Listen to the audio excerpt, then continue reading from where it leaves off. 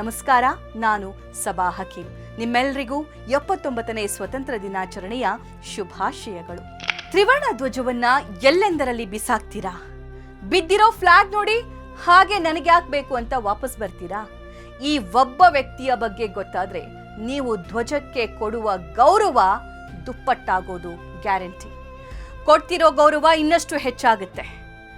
Independence day, republic day ಬಂದ್ರೆ ಸಾಕು, ಅಂಗಡಿಗಳಲ್ಲಿ ಪ್ಲಾಸ್ಟಿಕ್ ಫ್ಲಾಗ್ಗಳು ಕಡಿಮೆ ಬೆಲೆಗೆ ಸಿಗ್ತವೆ.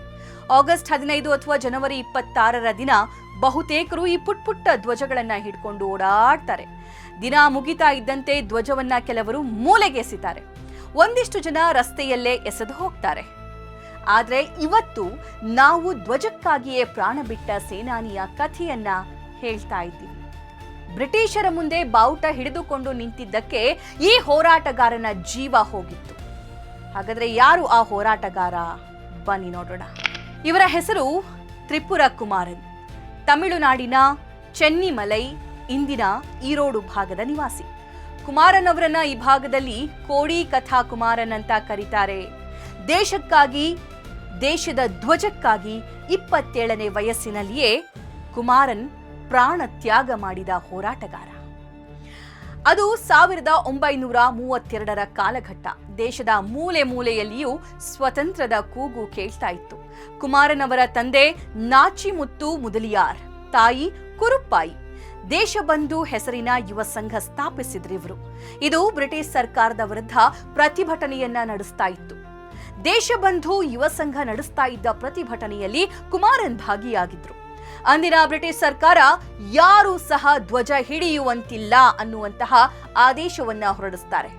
ಈ ಆದೇಶದ ವಿರುದ್ಧ ತಿರುಪ್ಪೂರಿನ ನೋಯ್ಯಲ್ ನದಿಯ ದಡದಲ್ಲಿ ಪ್ರತಿಭಟನೆ ನಡೀತಾ ಇತ್ತು.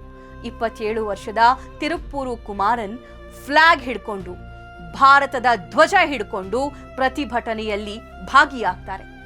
ಬ್ರಿಟಿಷ್ ಪೊಲೀಸರು ಈ ಪ್ರತಿಭಟನೆಯನ್ನ ಹತ್ತಿಕ್ಕೋದಕ್ಕೆ ಅಲ್ಲಿದ್ದವರ ಮೇಲೆ ದಾಳಿ ನಡೆಸ್ತಾರೆ. ಈ ದಾಳಿಯಲ್ಲಿ ಗಾಯಗೊಂಡಿದ್ದ ಕುಮಾರನ್ ಸಾವನ್ನಪ್ಪಿದ್ರೂ ತನ್ನ ಕೈಯಲ್ಲಿ ಹಿಡ್ಕೊಂಡಿದ್ದ ಭಾರತದ ಧ್ವಜ ಮಾತ್ರ ಕೆಳಗೆ ಬೀಳಿಸಲಿಲ್ಲ. ದೇಶಭಕ್ತಿ ಕೇವಲ ಬಾಯಲ್ಲಿ ಮಾತ್ರ ಕಾಣುವ ಈ ಜಗತ್ತಲ್ಲಿ ಕೋಡಿ ಕಥಾ ಕುಮಾರನ್ ನಿಜವಾದ ಹೀರೋ ಆಗಿ ನಿಲ್ತಾರೆ. ತಮಿಳುನಾಡಿನಲ್ಲಿ ಕೋಡಿ ಕಥಾ ಕುಮಾರನ್ ತುಂಬಾನೇ ಫೇಮಸ್. ಇದರ ಅರ್ಥ ಧ್ವಜ ರಕ್ಷಿಸಿದವರು ಅಂತ. ಅಕ್ಟೋಬರ್ 2004ರಲ್ಲಿ ಕುಮಾರನ್ 100ನೇ ಜನ್ಮ ವಾರ್ಷಿಕೋತ್ಸವದ ಅಂಗವಾಗಿ ಅಂಚೆ ಇಲಾಖೆ ವಿಶೇಷ ಅಂಚೆ ಚೀಟಿಯನ್ನ ಬಿಡುಗಡೆಗೊಳಿಸಿತು. ತಿರುಪ್ಪೂರಿನಲ್ಲಿ ನೀವು ಕುಮಾರನ್ ಅವರ ಪ್ರತಿಮೆ ಕಾಣಬಹುದು. ಈ ಸ್ಟೋರಿ ನೋಡಿದ ಮೇಲೆ ಧ್ವಜ ಎಸೆಯೋ ಮುನ್ನ ಒಂದು ಕ್ಷಣ ಯೋಚಿಸಿ.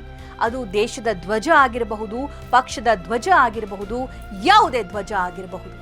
ದೇಶಕ್ಕಾಗಿ, ಧ್ವಜಕ್ಕಾಗಿ ಪ್ರಾಣ ನೀಡಿದವರು ನಮ್ಮ ನಡುವೆ ಇದ್ದಾರೆ ಅನ್ನೋದನ್ನ ನಿಮ್ಮ ನೆನಪಿನಲ್ಲಿಟ್ಟುಕೊಳ್ಳಿ.